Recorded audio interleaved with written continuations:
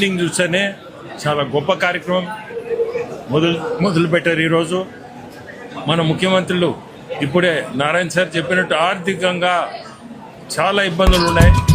ఎన్ని ఇబ్బందులు ఉన్నా దీనికి 2000 కోట్లు మళ్ళీ ఖర్చు పెట్టడం అంటే అది మన ముఖ్యమంత్రి చంద్రబాబు నాయుడు గారు వల్లే సాధ్యం. అది నేను ఢిల్లీలో చూస్తుంటా, వచ్చినప్పుడల్లా అతను ఎంత కష్టపడ్డా అంటే ప్రతి ఒక్క మినిస్టర్ దగ్గరికి ప్రతి ఒక్క స్కీము మన రాష్ట్రానికి ఏవేవి పోయిన ప్రభుత్వం వదిలేసి దాదాపు నాకు తెలిసి ప్రతి స్కీమ్లో ఏది కూడా పాటించకుండా తీసుకోకుండా ఆ వసతి తీసుకోకుండా ప్రతి ఒక్క స్కీమ్ కూడా క్లోజ్ అయింది.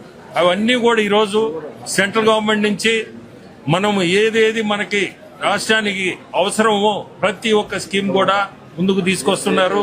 మీరందరూ జల జీవన్ గురించి చెప్పాలంటే మన జిల్లాలో కూడా ఇంటింటికి కుళాయి కనెక్షన్స్ ఇటువంటి కార్యక్రమాలన్నీ బంద్ చేసి ఉన్నాయి పోయిన ప్రభుత్వం. అటువంటి ఈరోజు మళ్ళీ కూడా స్టార్ట్ అయినాయి. మొన్న కనిగిరిలో మీ అందరికీ కూడా తెలుసు స్టార్ట్ చేశారు.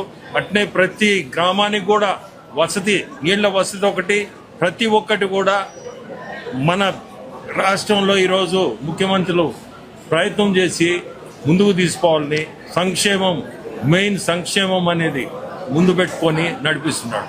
ఈరోజు మహిళలకి ఉచిత బస్ సర్వీస్ అనేది చాలా గొప్ప కార్యక్రమం. ఈరోజు మీరు అందరు కూడా చూశారు ఎంత ఆనందంగా మహిళలు ఈరోజు మాతోటే మేమందరం కూడా ఈరోజు ఆ బస్ ఎక్కాము. ప్రతి మహిళల్లో కూడా ఆ ఆనందం చూసి చాలా సంతోషపడ్డాం. అందరికి కూడా